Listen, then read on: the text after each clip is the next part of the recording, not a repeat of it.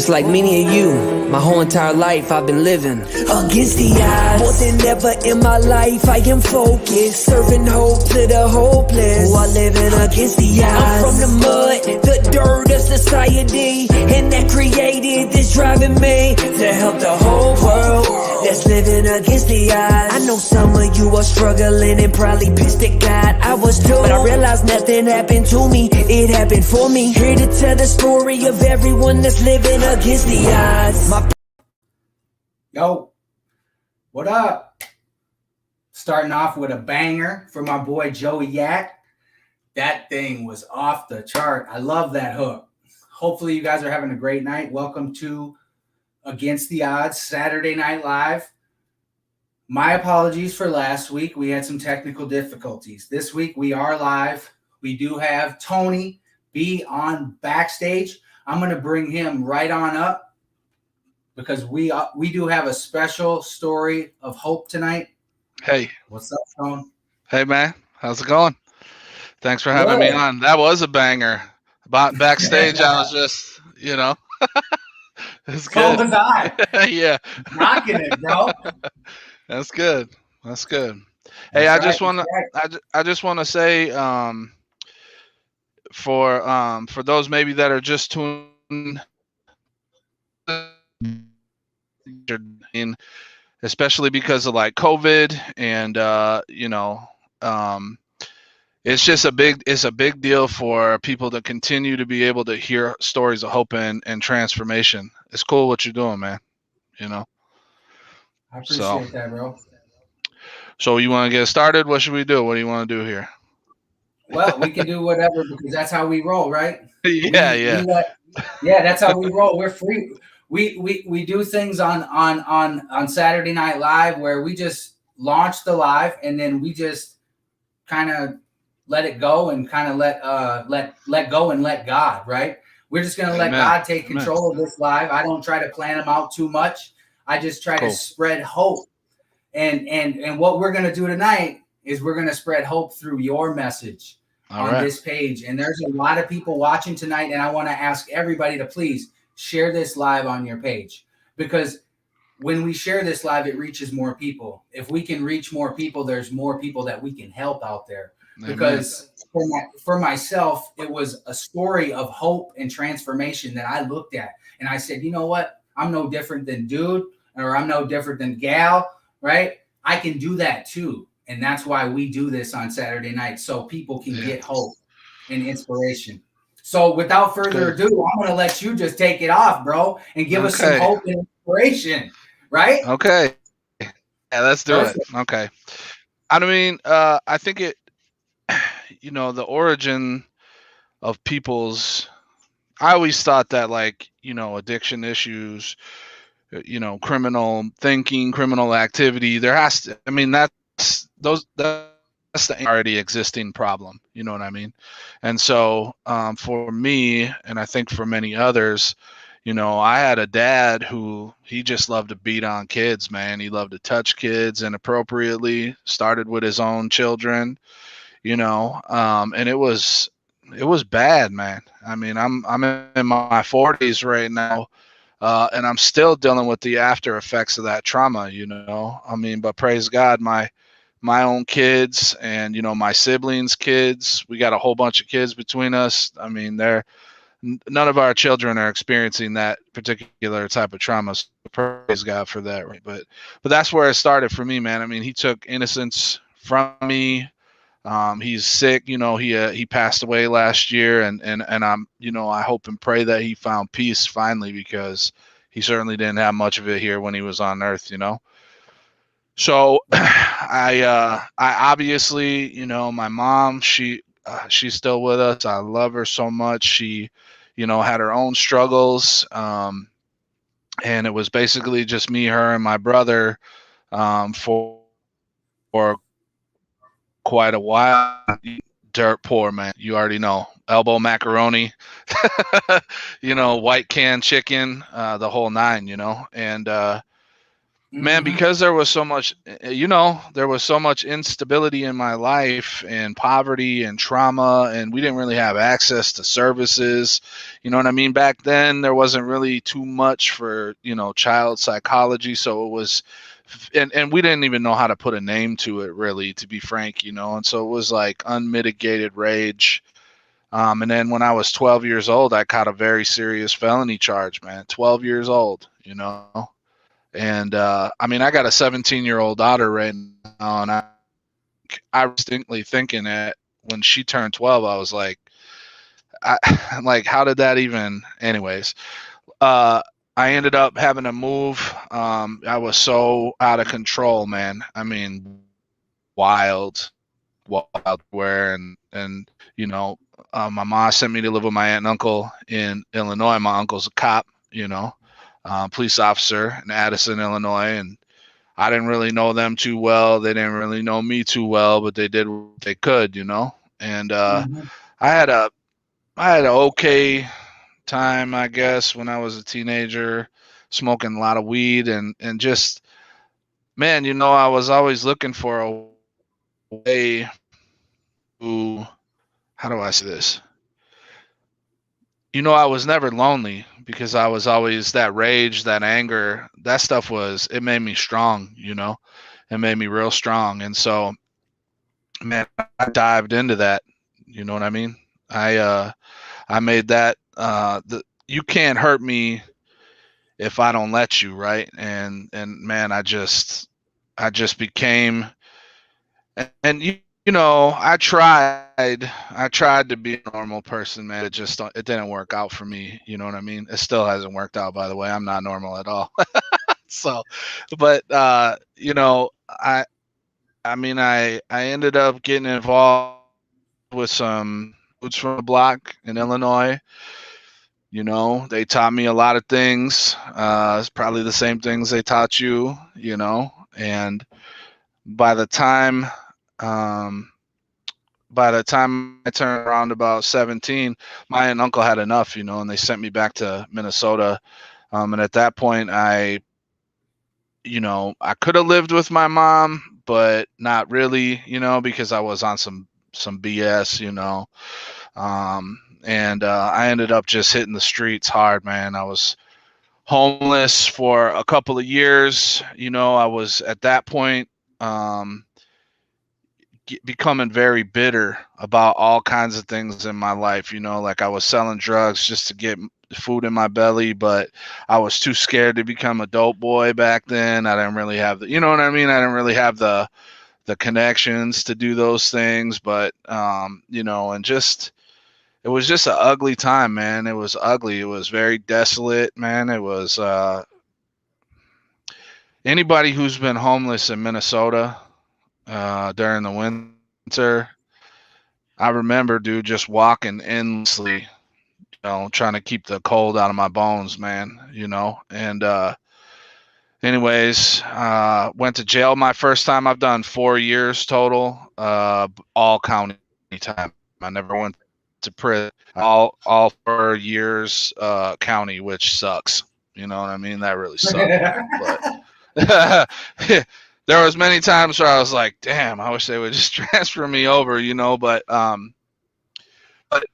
every time I went to jail, I met another person that, exactly how that goes, man. I actually had no interest whatsoever in becoming a better person. I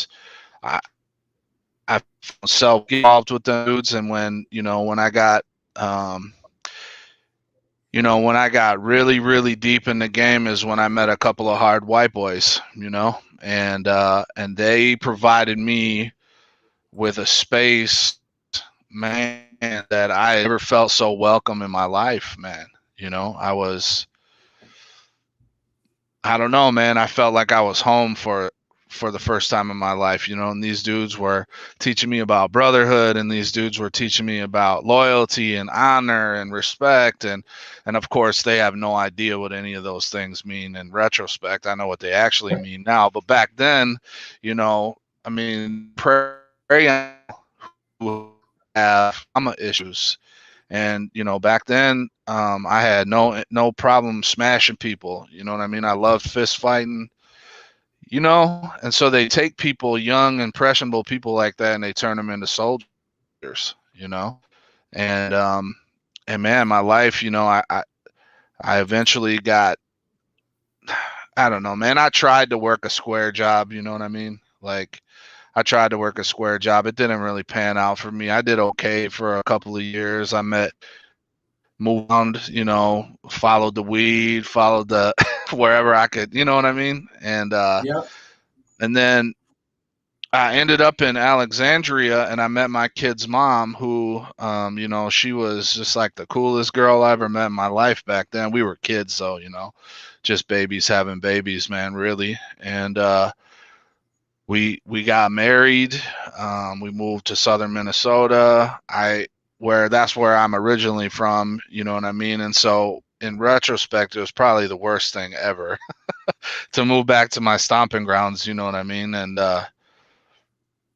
it just tried to play pretend and have and raise this daughter, and you know, honestly, Phil, man, it was just a bunch of bullshit, really. You know what I mean? It was me trying to be two people, right? And while I think, you know, my daughter got not I mean, she got the real version of me, of course, but as real as I could be at that time. Does that make sense what I'm saying? You know, because I was still addicted to the game, and I was still addicted to the lifestyle, and I wanted to be, you know, king dangling, dope boy, and you know, slide behind the scenes and have these beliefs, and you know, and still be a square at the same time on the surface.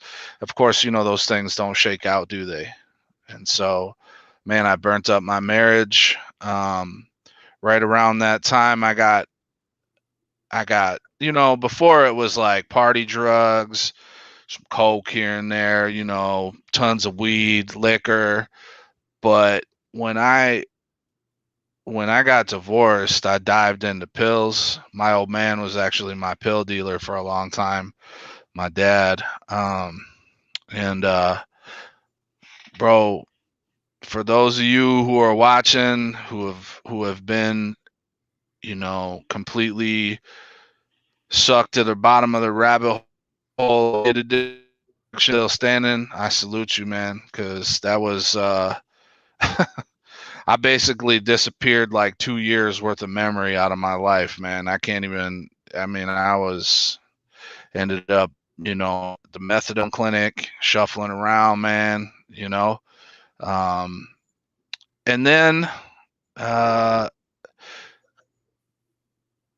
got into meth as a way of getting off of methadone. You know what I like? It's just like the dumbest idea ever. But man, when I hit that pipe, I was like, okay, this is what I'm supposed to be doing. You know, I didn't have a wife now.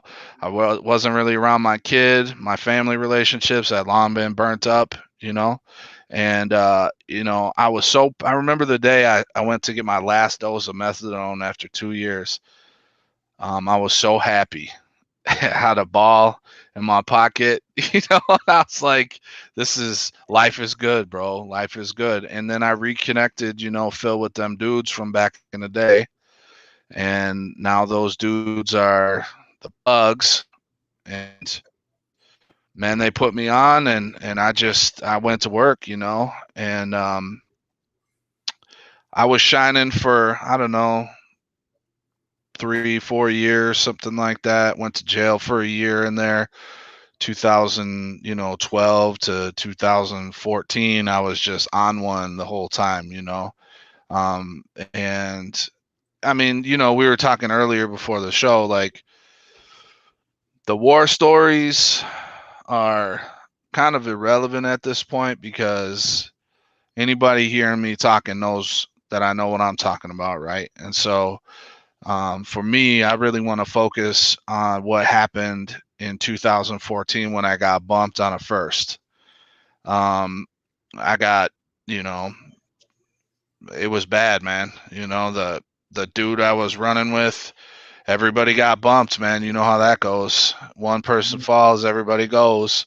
And I was looking at like 162 months, and I was debating on whether or not to tell this story, but I really want to be like, this is a cool story. So I had this lawyer, you know, I had all this money, but of course I never paid a dime towards a lawyer, because why would you do something smart like that? You know what I mean? So, but I had this public defender out of Olmsted County. I gotta be honest with you, man. She was the most annoying person I ever met in my life. She kept telling me, "You just need help. You just need help. You know, you just need some treatment." And I was like, "I've been to treatment plenty of times. Like, what do you want? What do you want from me? You know what I mean?" And she's like, "I just want you to go to Teen Challenge." And I was like, "I'm not going to Teen Challenge. Okay, I'm gonna die in the joint. I'm gonna die on the street. One or the other." So, and she's like, "Please, I think I can get," because they had just opened up Teen Challenge in Rochester, maybe like 6 months prior to this. Okay. So she was like, she just kept on. You ever had a lawyer like that? Just a real do-gooder, you know? Yeah, they care. Isn't that saying? That's what she cared about you. Yeah. But listen, you know, but listen, at the time, why though? Yeah, exactly. Why you? You don't deserve that. Yeah, and I told her at one point, I said, "Lady, I don't know who you think I am, or I'm getting a little choked up, man, because bro, she was relentless." And she just, and I told her, I said, "Look, that's not for me. Okay. This type of opportunity, those things are not for people like me." Okay. And she went ahead and applied for, you know, she talked to the judge. They said, if you get him to fill out the application. So here I am in the box, sitting on half a seat next to some dude taking a dump right out in the, you know what I mean? The box right before you go see the judge. And I'm trying to fill out that huge Teen Challenge application with a little stub pencil, shackled. Dull too. You can't even, you gotta start it on the brick. Right. So stupid. and just mad about it, you know? And I handed over to her, fully expecting the judge to laugh me back into my cell. And they brought me out, and the judge said, now this is a judge who I've been in front of like a dozen times, man. This woman, she had no love for me at all, because I know, you know, I deserved every bit of what I had coming, I thought, except for I didn't know how to act when she said, "Look, we're going to furlough you to Teen Challenge. We're going to give you an opportunity." And I was like, I didn't even know really what to say. You know what I mean? Like, so I didn't really say much. And then, you know, my lawyer's bouncing around. Oh, yeah. You know, she's so happy. And she said, "Look, this is going to go quick." And I was like, okay, whatever. 'Cause I know how things are, you know what I mean? And the next day, I get a message from her. And by the way, they had me in seg, you know, because, you know, I wasn't very friendly to other inmates. Let's just leave it at that, okay? And I got a message in seg. She's out there in the unit talking about, "I pulled some strings. They're going to come pick you up tomorrow morning."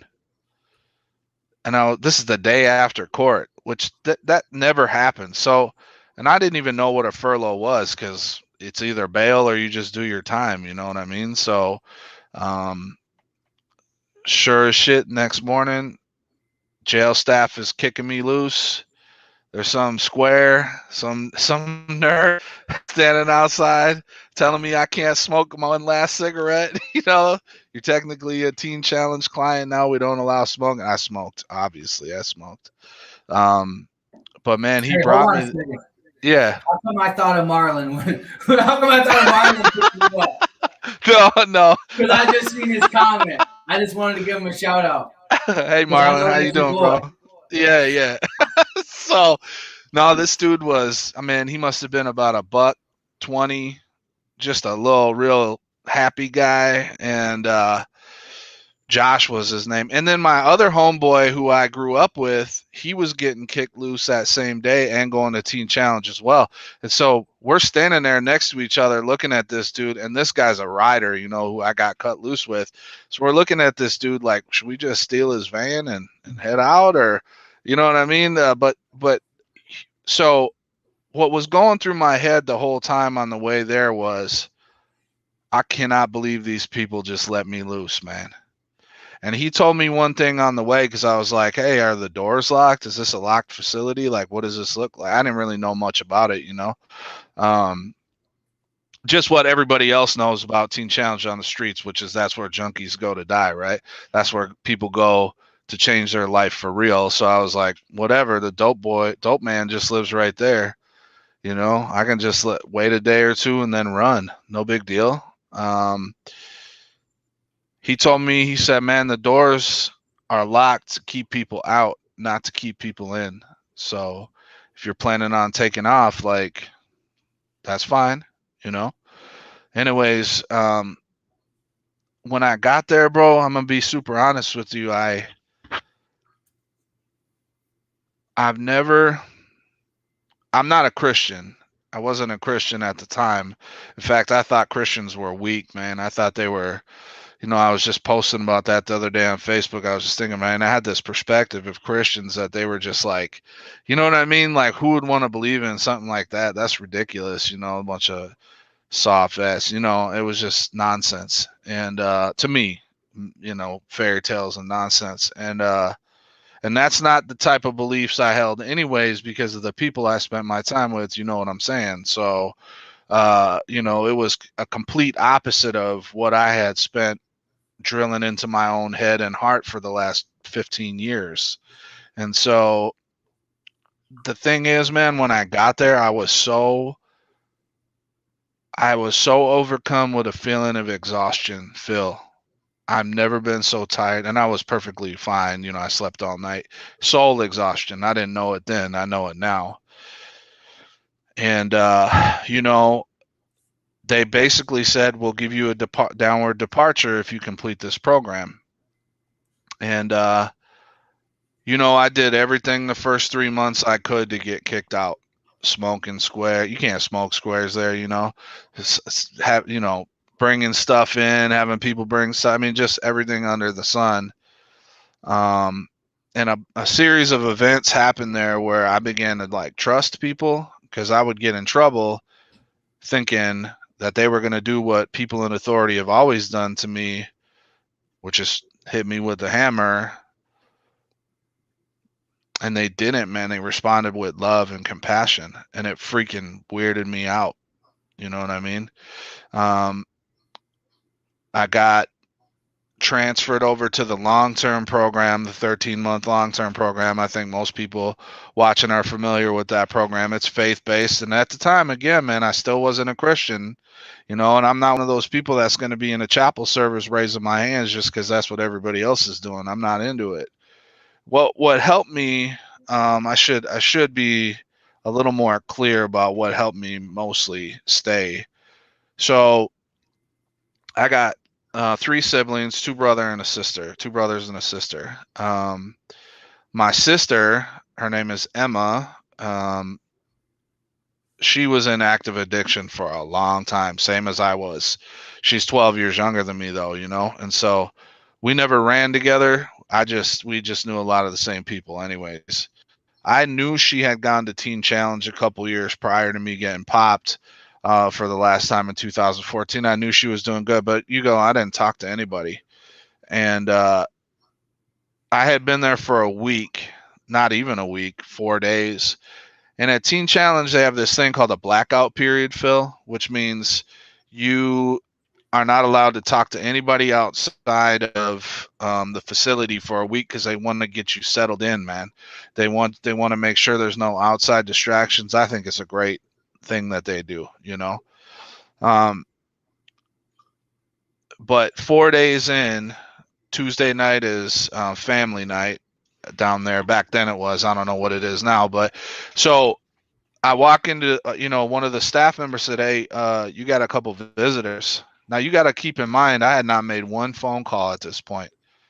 I'd only been out of jail for 4 days, man. I had made a phone call. Nobody knew where I was. Nobody. They didn't even know I was in jail. I'm gonna get a little. Anyways, I walked into the chapel, and there's my sister and my stepmom. So they had heard, that I got into Teen Challenge because they both worked for Teen Challenge now at the time. And I just sat down. So my sister had, the whole time I was out running the last 2 years, she was sending me Facebook message after Facebook message. I love you. God loves you. Please come home. Don't forget about us. Don't forget your worth, the efforts at a better life. And I never responded, but I read every one. Okay. And it notifies you when you read it, the message, but I'm out there flailing, bro. So I'm not really thinking about that stuff. And, I'm sitting in between my stepmom, Tammy, and she was married to my dad for 3 years. She wasn't even married to him anymore. And she's visiting me, man. And all I could think to say was, I got your messages. She said, I know, dummy. Facebook notified me every time you read them. And we just kind of sat there, Bro, they came down every single week for an entire year from Minneapolis to Rochester. Every single week. They took a lot. I had no clothes. Obviously, I gained weight and stuff. I was like 180 pounds at the time. You know what I mean? I'm like 285, 300 now. So, I gained a lot of weight, man. I mean, but I'm 6'3". So, I looked like I was, bro, I looked like I was dead, and my head looked like an orange on a toothpick. So, but they love the hell out of me, man. And literally, they love the hell out of me. Now, there came a point in my time at Teen Challenge where I tentatively took a step towards Christ. A tentative step, man. I mean, I'm talking, I opened my heart a little bit. But the thing about Jesus is, and the thing about faith is, it don't matter how far you open the door, it swings wide open, man. And throughout the rest of my time there, I did get that downward departure. I got that downward departure. I ended up getting sentenced to 40 years probation, 40. So I'd have been 76 by the time I got kicked loose. No big deal, But shortly after I got saved, I started coming to understand that, like, what these people were saying to me about me being able to live free was true. I didn't have no reason to trust them. I thought a lot of them were pretty weird. Christians can be weird, man. I'm weird. I'm a Christian now, And so, but it was like, well, what's the alternative? I mean, the street has never changed since the time. Never. It just gets worse every day. That's it, And if I'm seeing these people, and I met some dudes who I used to know who had come back in the program, and now they're like doing really well, and they're completely different people, although they're the same. Does that make sense what I'm saying? Like, there was just something different about them, man. Same thing we were talking about beforehand, it's like, and so I just gave over, I mean, I crawled into Teen Challenge in 2014, empty, broken, and I crawled out in 2015. And this is just my opinion. And when somebody does a treatment program, if you walk out of a treatment program all hunky dunky and you're all good, you did it the wrong way. You're supposed to take every opportunity to rip loose all of those things that have caused you to be the person that you were in addiction. That's just me. But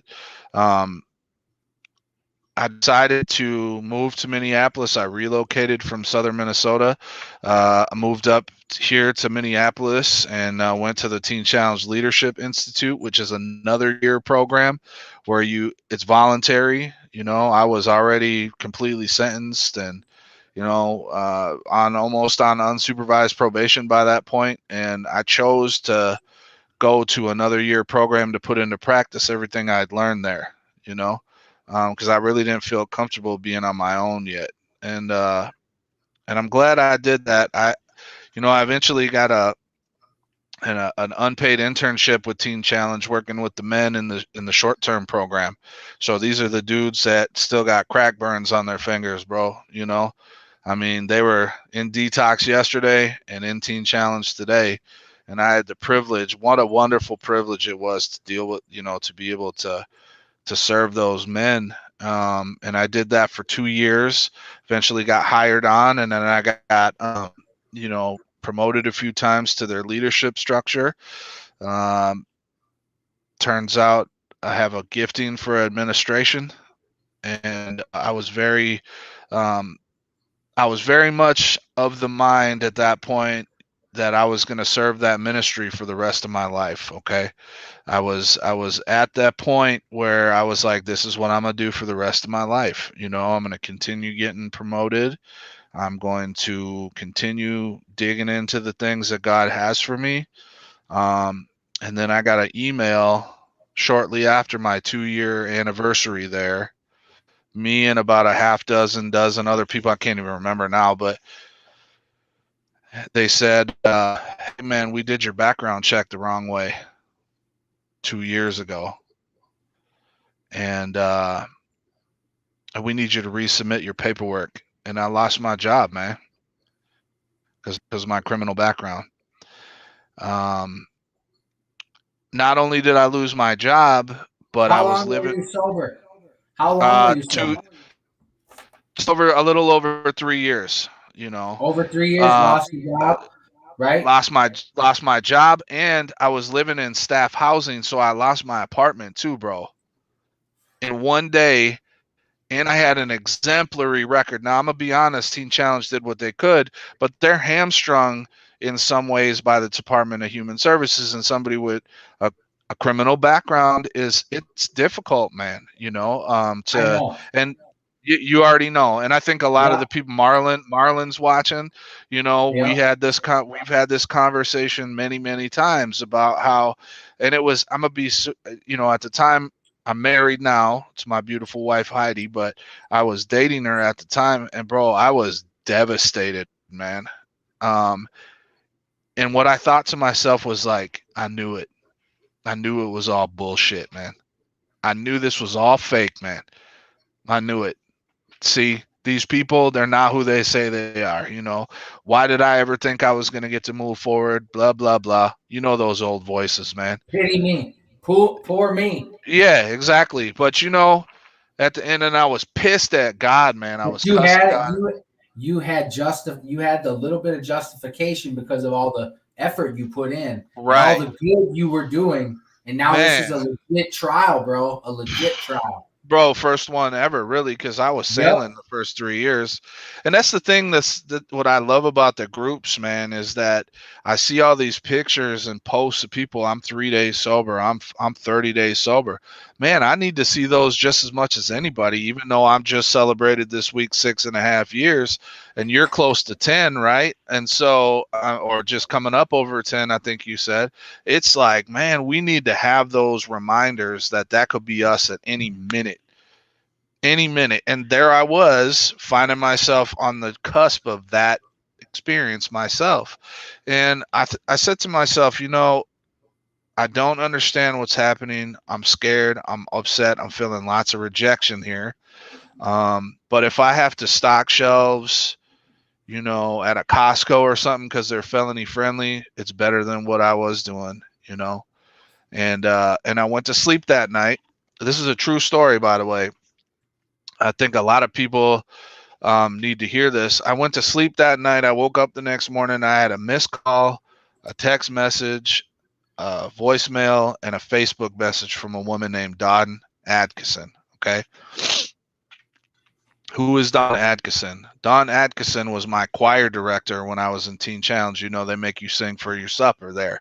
Every Sunday you gotta, you know what I mean? She said it's really important. I need you to call me. We had been friends on Facebook the last couple of years. So I called her. She said, listen, I need you to recommend me somebody to work in my Minneapolis office. I have no staff, and I need somebody right now full time. And I was like, well, I mean, I need a job. And I just ran out of PTO the day before. I just met with HR the day before our teen challenge, and the door was shut. And the very next day, bro, the very next day, she said, please come down here and meet with me. So I took the bus, didn't even have a car or a license at the time. Took the bus downtown Minneapolis. I met with Dawn Atkinson. Turns out her and her husband run a criminal diversion company. They help thousands of people that have felonies go through private diversion program, you know, through Hennepin County and 32 at the time, other jurisdictions. And she said, Tony, and I told her, I said, do I have to do a background check? It says D. She said, this is a private company. And I know what kind of a man you are. And I know that you are exactly who you say you are. And I really don't care about your criminal history. We want you to come work for us. And that was 3 years ago. I'm now the director of operations, director of programming there. My job is changing shortly to become more of the executive level. I'm more importantly, this is why I think it's so cool that you do these things, because people need to know that the path to success is never pleasant. Especially if you're in sobriety, you know what I mean? It's not like, I mean, I waited for that whole first year after I got that new job for the other to drop. So I had a lot of anxiety and stuff like that. You know, I got married, bought a house. You know, me and my wife have a 15-month-old boy right now. His name's Jack, you know. So life progressed personally, but professionally, man, I was like, after that first year, I finally got back to a point where I was like, okay, this is what God has for me, man. Just because God has something for you doesn't mean it's easy to believe in. You know what I mean? Just because God's plan for your life is clear doesn't mean that it's fun or easy to believe in it. You know what I mean? There's still all those old voices, man, that just, anyway, so you get it, right? So somewhere along the lines, working for Diversion Solutions, it can, you know, on my heart, I was like, okay, we need new staff. We need to change the way that we're approaching. We have like over 3,000 felony. I hate the word offender, but you know, we have we call them participants. You know, we have over 3,000 participants that are, you know, have been charged with felonies, or many of them are in the pre-charge program. And so, you know, I had this idea that, well, why don't we start an internship program of our own? Why don't we take the people with the worst records that are truly rehabilitated, that DHS would never touch with a 10-foot pole, and we give them 6 months worth of professional training, mentorship on a personal level, right? And we sow into them on every level possible, and pay them a decent wage to learn how to become a consummate criminal justice professional. I'm going to tell you something, bro. We have 20 ones, like over half of them are people like us. And we are able to serve the you know, the felony community in a way that's very unique, man. You know, it's, I feel like some days my job is hard, you know, managing people is difficult. You know that you own a business, man. It's not, you know, but I'd say 90% of the time I have to kind of pinch myself even after all these years, because I've been serving the recovery community now for 5 years consecutively, you know, as a professional. And so, well, personally and professionally. And so, you know, it's like, I think about all the opportunities we have. And then I think about my lawyer, who was just relentlessly optimistic, and I laugh some days because that's me now. That's me doing that with staff that they want to serve the community, but they have no options. Obviously, me and Marlon have talked many times about how can we serve the people that have felony criminal records post convictions. We love the Second Chance Coalition. I know Marlon's a part of that. Gina Evans and all them guys, what they're doing, it's critical work, man, because there's a group of us and it's getting bigger every day we just want to serve, man. And there's so many restrictions on us, and I've been very fortunate and very, very blessed to be able to provide a small amount of people. It's getting bigger every day. Small amount of people the opportunity to and make a wage off of it. So yeah, That's I guess up. yeah. So yeah, that's my. I mean, and I'm still learning every day, Phil. I'm still learning every single day. I consider myself to be a gritty Christian. I'm not perfect. Sometimes, sometimes I got to go to the cross multiple times in a day, and it's unpleasant every time. But, now I think about what my life looks like as opposed to even 7 years ago, where I was looking at the better part of 10 years in prison. And you don't really, coming back from something like that at this age in life, I don't know. I don't know if that's my, you know what I mean? But I got stability, peace. It's not always calm, but it's genuine, and I get the opportunity to be a part of a family that, man alive, I'm telling you what, it's like a movie to me, I got good people around me. My inner circle is, for those of you new in recovery that are listening, take this advice, do this. When you get stable, find yourself people that you trust enough to tell you what you don't want to hear. Okay. And sit down with them and tell them, see, manner that isn't consistent with who you know me to be. I want you to check me on it, man. I give you permission to check me on it. And if you can do that, your life and your recovery will significantly change for the better, So that's where I'm at today, Phil, man. I feel very fortunate to be able to come have this conversation with you and the people watching and stuff. And yeah, it's good. Bro, congrats on 6.5 years. Thanks, man. For real. Thank you very much. I appreciate that, Dude, our stories. Am I echoing in your mic or am I echoing on Not no, I'm good. Broadcasting live? Yeah. I'm echoing somewhere, but that's okay. But thank you for speaking, man. I mean, bottom line is I can relate with you on lots of levels, tons of different levels. The negative levels, I won't talk about, but what I will talk about is the life change part. It's amazing, how God met you where you were, right? Right. So he met you where you were, and you didn't even go to Teen Challenge to change your life. No. You went there just to go there. You were going there to get out of jail. You didn't care. Yeah. You were just, whatever. It is what it is. I did the same thing in prison.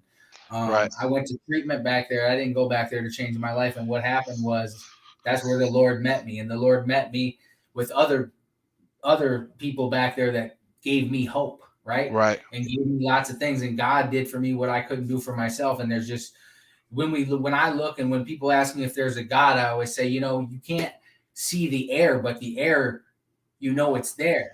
Yeah, it sustains you. Yep. You can see what happens, how it moves. Right. The leaves on the trees or the leaves in the yard, right? And the same thing goes with stories on people and hope, right, and inspiration. And man, you had an incredible story tonight. Thank you. Soul exhaustion. I wrote that down. I even wrote a quote down because I'm actually going to use that quote on one. I'm going to make a graphic for it. I'm going to credit you, and I'm going to make a little graphic for it, a little inspirational quote. And the quote is, it says, "The path to success is never pleasant." It's not. That is very true, and especially if you're in recovery. Right. Yeah. Well, and I think it's good for people new to recovery. And I wish I would. I mean, and maybe somebody said it to me, man, but maybe I didn't really have the right ears to hear at the time. I can't recall anybody saying it, but like, it's important to know that just because you're sober, just because you're a Christian, or even if you're not a Christian, man, because there's tons of people that get sober without faith. You know what I mean? Yep. And that's okay, right? I mean, for me, this is my journey, but nowhere in the scriptures that I read does it promise me anything except for, you know, the refining process, man. And what a privilege it is to be refined like that. It's not supposed to be pleasant. We're not built for extended periods of bliss and you know, ecstasy. That's what dope fiends look for. You know what I mean? What we're built for is consistency, man. What we're built for is to glorify God, but most importantly, to serve those, you know, the greatest, aside from being a husband, a family member, and a father, my greatest privilege outside of those is to be able to shine the light back into the hole I crawled out of, you know? And, man, I get kind of choked up sometimes because it's like, I mean, how many people don't even have, they just don't do it. You know what I mean? And then, you know, anyways, you get what I'm saying. So yeah, it's good. I do. And I know a lot of people out there get what you're saying too, because we got a ton of comments. A lot of people are thanking you for sharing. Yeah, I'm gonna put them up on the screen. Remember, I told you. Oh yeah, yep. We got a couple minutes. We'll put a couple comments on the screen and then we'll end it because we don't want to draw it off too long. You gave what'll happen is I'll start rambling and I'll start talking and people will start coming off the live, and we don't want that to happen. So we want this live to be good. We still want this live to be good. So we have, that's Ashley. Thank you, Ashley. Oh, hey, Kenzie. Wow, that's crazy. Yeah, we got people watching. So we got another person. Hey, Robin. Mm-hmm. Yeah. Oh, Bucky. Hey, listen, Buck, if you're listening, I love you, bro. I'm so proud of you. Buck just got out of the joint. He's doing exactly what he's supposed to be doing. I've known this dude a long time now. He's one of the best men I know. He's got one of the best hearts, and man, we're just praying for you, Jake, man. At your home, dude. Welcome home, bro. You know. Welcome home, man. Thanks for tuning in. For real. This is right where you need to be, brother. Yeah. Straight up. Yeah. This is right where you need to be. I've been there too. We've been there. It's good. We know. Yep, it's real good. Oh, that's my kid's mom's mother, my old mother-in-law, Pam. Love you, Pam. You know, so listen, man, you know what's so interesting to me, Phil? If how do I say this? Retrospection is one of the greatest tools that we have in our recovery, right? If you get to a point where you're stable enough and you're able to look back on your life over all of the things and all the people that stuck with you, man, you begin to understand that, yeah, I felt desolate and alone, but a lot of that was bullshit, man. A lot of that was a lie I was listening to because there were endless amounts of people waiting for me to become the man that I am today, just like they were for you, man. And Pam was one of them. That's wonderful to see.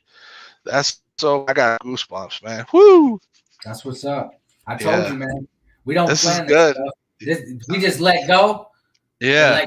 We just let God do all the stuff. I just hit the live button and hit a few comments on the screen and That's hit good. live and set this up.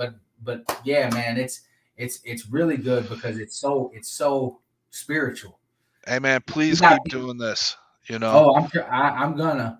I have I'll suggest a few guys for you, like you were saying, man. We were talking before. I know some men that have some equally powerful stories and would love to talk to you. Hey, Frank.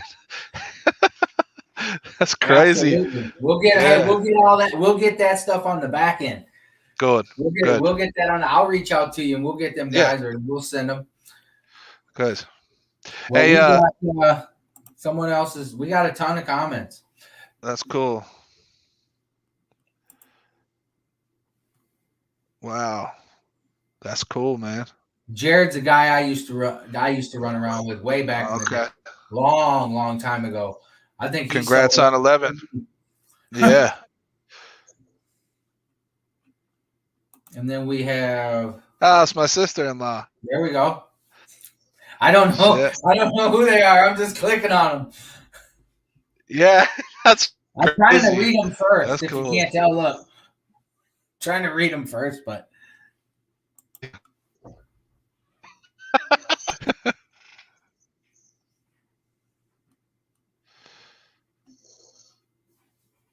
That's right. Wonderful, man.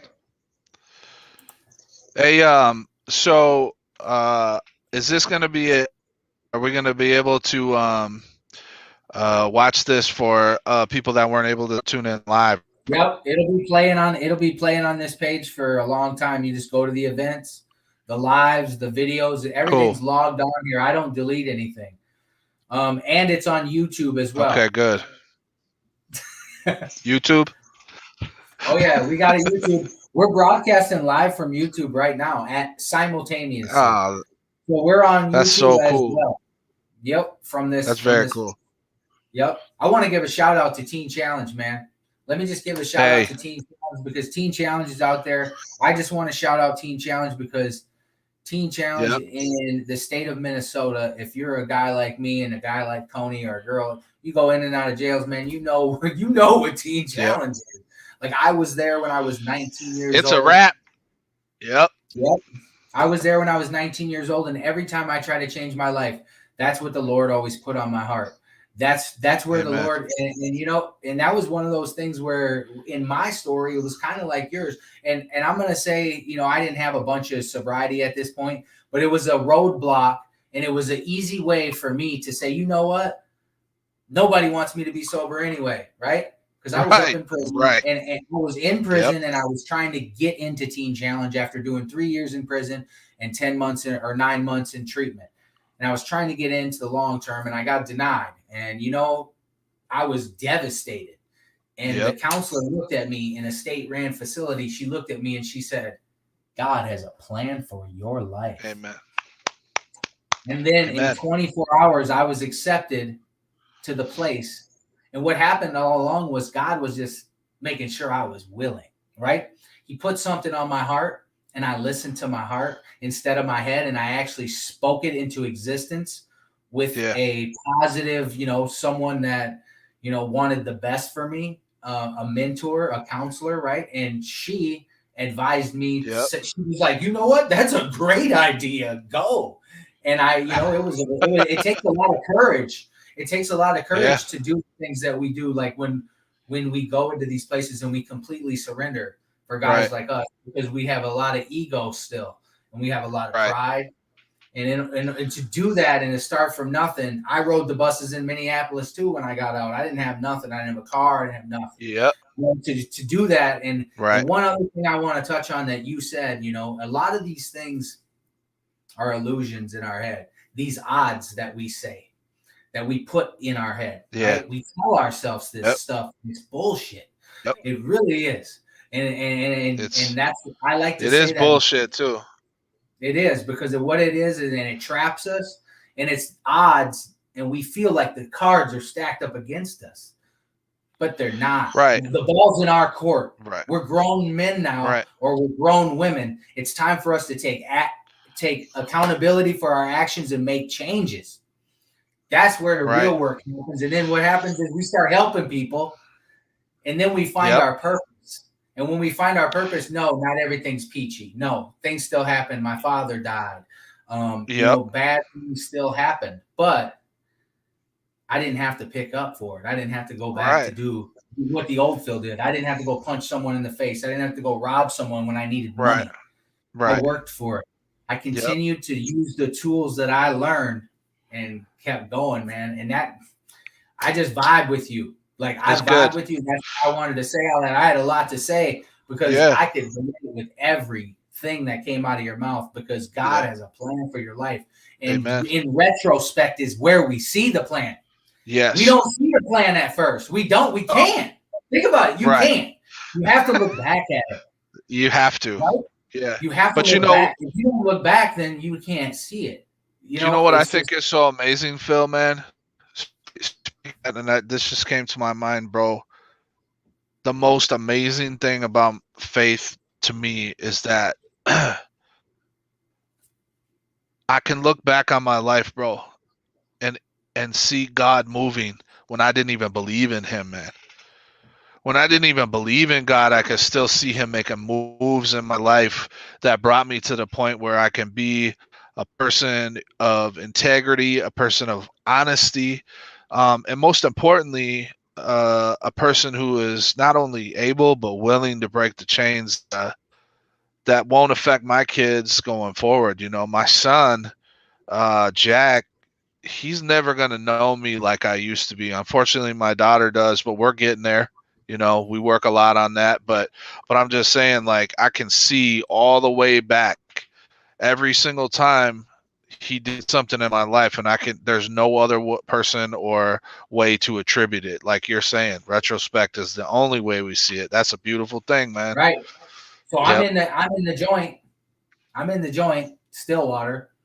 They don't make mistakes at discipline. I'm sitting in the joint. I'm in the hole. They gave me 90 days consecutive. Oof, With another 90 days, and I had 30 days. I had like 20 some days left on in-house seg, so I had a bunch of time in the box.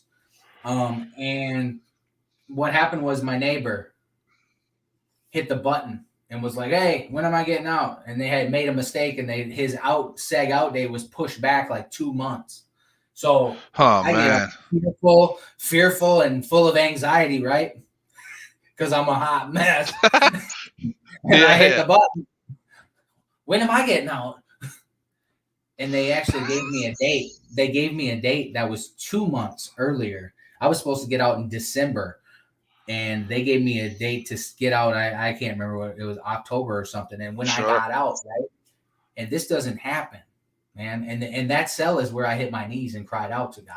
Yeah, that is the cell I hit my knees in. I didn't stay sober from that point, but God started to work, man. And he started to do for me what I couldn't do. And I got let out of seg. Important thing, right? Yeah. Right.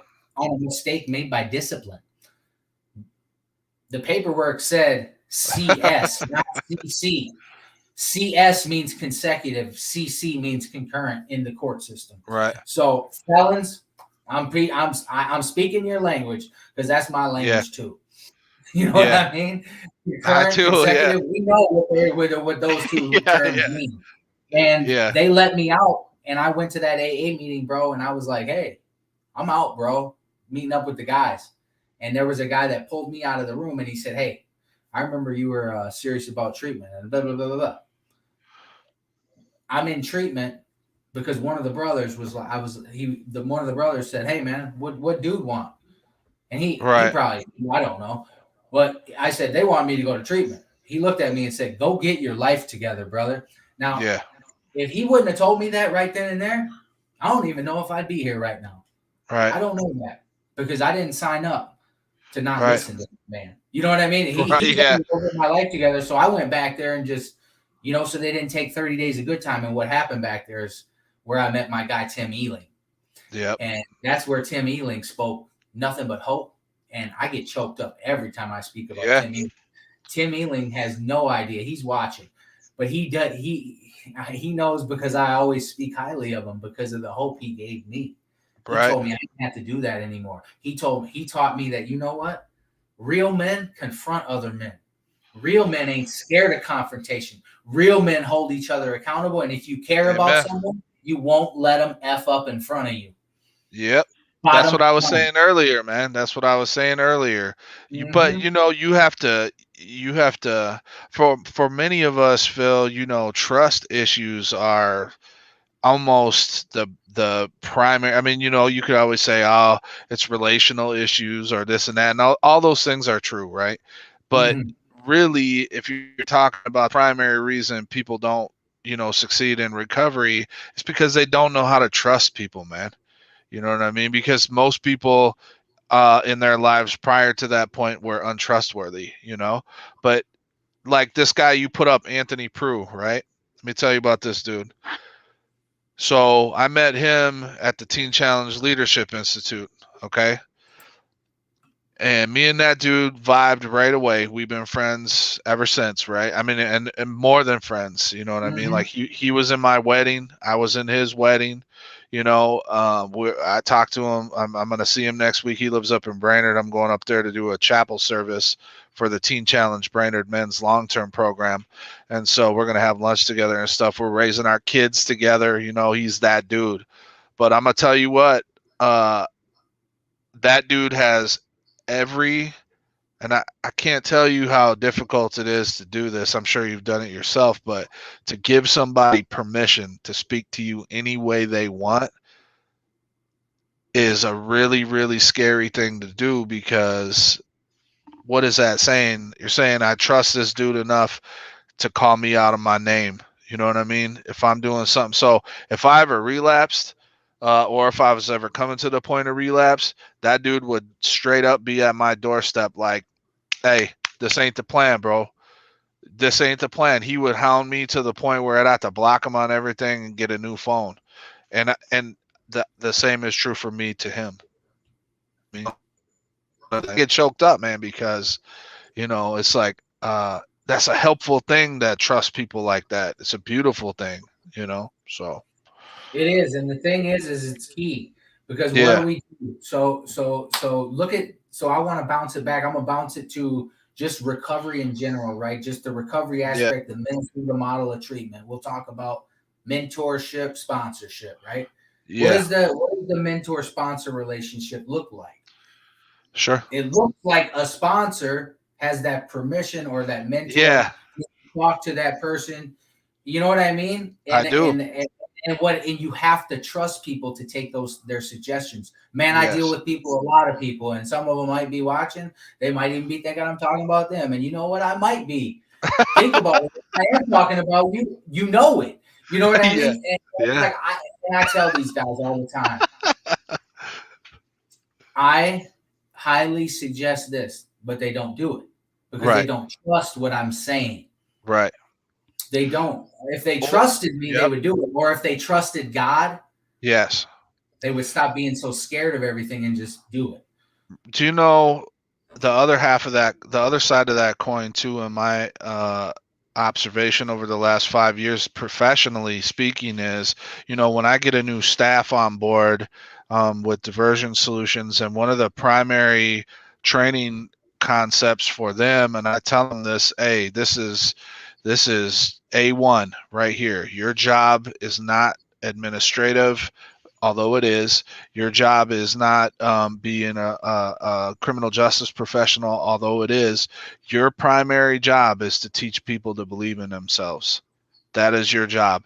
Your job is to teach people that they're worth the efforts at a better life. And if you're not on board for that, you need to find a different job, because that's what it is, day in, day out, 8, 10 plus hours a day. Every single person you talk to, that should be your primary directive. And I think, Phil, if more criminal justice organizations had that as a primary directive concerning their staff interactions, man, I think we'd be in a much different place in this country, criminal justice speaking, wouldn't we? You We know, would. but the people that I have the privilege to lead, the team that I have the privilege to lead, they all know, hey, you know, and it might not be one conversation. It might be 10 or 20 or 30 conversations. But if you keep that directive at the forefront, then we're getting somewhere, you know. Then we're starting off on the right foot. So, That's right, man. any, That's anyways, you're a blessing. I mean, yeah, you are. You're doing the thing.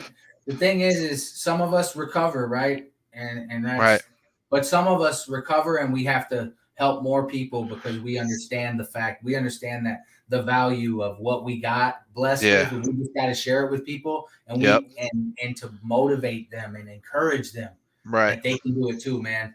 That's really everything you're saying is everything I'm about. I'm gonna keep it real in every level of my life. I do it with the guys I work with when I sell roofs. I try to motivate. I try to motivate people. I try to make people better because that's what I needed. You right? That's what I needed. Yep. That is. Exactly I feel like this is real simple for me, right? My whole goal when I go to work, when I wake up in the morning, outside of my family responsibilities, of course, for me, I try to help somebody take a few steps forward. Okay. Even if it's just one person, that's goal met, right? The wonderful thing about that is for every step they take forward, I got to take that step too. So, we benefit from these interactions as well. I mean, people like Marlon, for example. I mean, again, shout out to Marlon. Thanks for hooking us up, Marlon, because and what Marlon's doing out there, at Freedom Works, what them guys are doing out there is nothing short of a miracle, man. I went. Yeah, exactly. George Lang, shout out. He just celebrated sobriety too. Right. I saw that. Yeah. So I'm just saying, like, it's like that's truly a viral movement, man. That's truly a viral movement, where if you help somebody, if your intention is to help move, all of us are moving forward as a result, man. It's just what a privilege to serve. Man, this has been really cool, Phil. It is. Yeah. It is. It's exciting. I'm going to have you on. Everybody that comes onto this platform, you always have, we'll be going. I will try to, if I can't revisit you on the year date or something, I'm going to try. Everybody's going to come on twice. And then I'm going to bring on new people, mix them in. Yeah, because I think and especially the guys like you and Marlon, the people that are actively involved in the front lines, in the trenches, working with felons daily. I mean, 10 hours, 12 hours, 60 hours a week, 80 hours a week. It don't matter. 2 hours. It just don't matter. When you're in the trenches working like that, you gotta help other people. Yeah. You know what I mean? There's a lot of ministries out there, and a lot of good people out there doing good things. And that's I agree. I want to promote these people doing these good things. Yeah. Not everybody that comes on is in the profession or is, or in the front lines or working in the trenches. Not everybody is the same. And you even said that not everybody's walk is the same. Where we meet our recovery and, our faith is our own journey. I can't describe that for you. Neither can Tony. Right. But what we can do is tell you our stories and hopefully motivate you guys to get the courage to change. And if you guys haven't shared this live, please share it on your page. Amen. And if you haven't liked this page, please like this page because that helps us as well. Yep. Tony, I want to thank you for coming on. You have been a special. Thanks, man. Special live, man. You're the first guy that I got to drop that hook on the Insta. Yeah. This thing is just live. It's fire, dude. Hey, whoever that guy that was rapping, man, he sound almost like Yellow Wolf a little bit. I was like, well, he's fire, dude. So that's good. Yeah. I told him to watch tonight. We'll see if he did. All right. Well, yeah, man, where you at? We're wondering where your comments are. Yeah. He's busy. He's a family man. He's got kids. He's come from the gutter too. So most definitely, I want to thank you for coming on. What we do now is I'll pull you on the backside.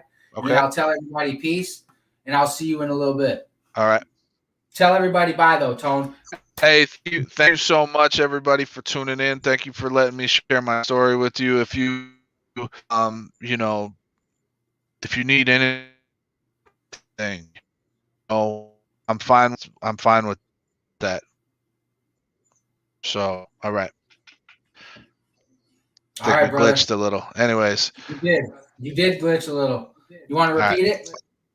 So, yeah, I was just gonna say, listen, thank you so much for letting me share my story. Thanks to everybody that tuned in. If there's something I can help you with, please friend me on Facebook, man. I got plenty of time.